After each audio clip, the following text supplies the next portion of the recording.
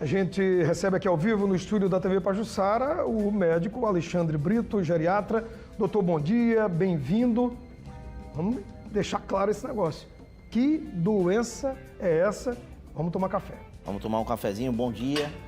É um prazer estar aqui novamente para tentar ser útil com essas informações de utilidade pública, né, na área de saúde. A doença obstrutiva arterial de membros inferiores nada mais é do que o processo de arteriosclerose que nós falamos aqui quando a gente conversou a respeito do ataque isquêmico transitório que acontece nas artérias do pescoço, nas carótidas. Então, nas artérias dos membros inferiores e em outras artérias do organismo, pode haver, muito obrigado, um depósito de colesterol, né, a ponto de causar obstrução e de aumentar muito o risco de ter aqueles pequenos coágulos em cima da placa de colesterol ou a ruptura da placa, provocar a presença de coágulo e obstruir definitivamente outros ramos ali na frente dessas artérias principais das pernas, a ponto de causar isquemia, né, a falta de oxigênio, a falta de nutrição sanguínea e a dor em decorrente disso, a dor ao esforço.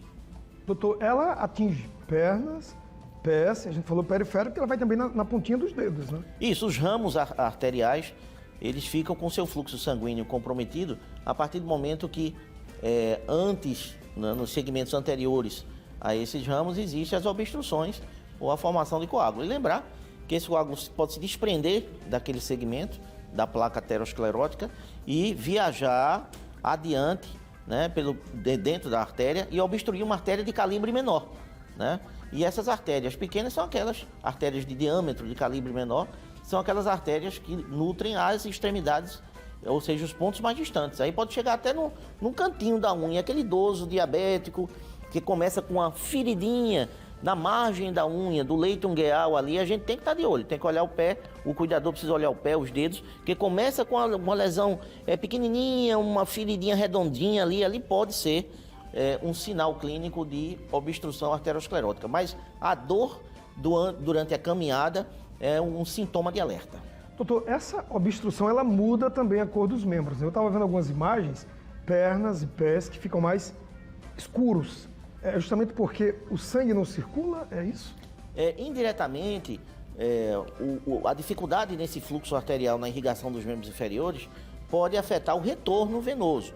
Né? E isso faz com que possa existir aquela cianose ou arroxeamento das extremidades. Mas vale ressaltar aqui que a gente está falando da obstrução arterial, do sangue que está indo com oxigênio, com nutrientes para nutrir e irrigar as células, né, da extremidade. Então, isso é que é importante, até porque tem pacientes que tomam medicações para varizes, achando que estão tratando a parte arterial.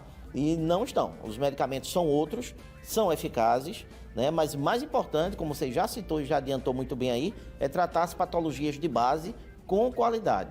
Diabetes, hipertensão e o danado do tabagismo são situações que causam diretamente a arteriosclerose, sem contar a dislipidemia, principalmente a hipercolesterolemia, que é o aumento de colesterol ruim, tá? Que também é um fator que está associado aos outros, mas que existem muitos pacientes que geneticamente são dislipidêmicos, né? E que vão obstruir de maneira mais agressiva essas artérias. Doutor, a gente está em casa e diz, opa, que tema é esse? Não entendi. Dislipidêmico São pacientes que têm um descontrole, vamos dizer, nos níveis de gorduras sanguíneas. Pode ser magro, mesmo assim, ter um descontrole, um desequilíbrio, tá? Nas frações de colesterol. Taxas alteradas, né? Que se chama taxas alteradas, taxas de colesterol, de triglicerídeo, e sempre gosto de ressaltar que o paciente diabético, especificamente, mesmo que não esteja com LDL colesterol, que é o colesterol ruim, elevado, ele pode até estar com o colesterol ali aproximado ao nível normal, mas pelo fato de ele ser diabético, essa molécula de colesterol ela é mais agressiva e ela pode se depositar no endotélio, na parede dessas artérias e provocar a obstrução. Artéria renal, carótida, membros inferiores e a famosa coronária. Doutor, o senhor falou da dor. Dói, então que dor é essa? Qual a intensidade dela e quando buscar ajuda? Muito bem. É uma dor que a gente chama que se manifesta através de uma claudicação. A gente chama de claudicação intermitente. Essa claudicação nada mais é do que quando o paciente está caminhando, né? Ele não consegue ir por determinada distância, ele sente dor e precisa parar de caminhar. E para poder respirar, aí a dor alivia um pouco, ele segue. Então ele claudica, né? Ele não consegue mais pela dor, pela fisgada, pela rigidez, pelo queimor, tá? Então é preciso parar um pouco, e essa parada que instintivamente o paciente faz é que permite que o fluxo volte um pouco normal, que o oxigênio chegue lá, né? E aí melhore o aporte de oxigênio nas células da musculatura da panturrilha, por exemplo, da batata da perna, e aí ele consegue caminhar depois. Então quem claudica, muito certamente tem uma alteração vascular nos membros inferiores. É nessa hora que você deve buscar ajuda médica para sentir na caminhada esse problema, e não foi só uma vez, outras vezes também senti.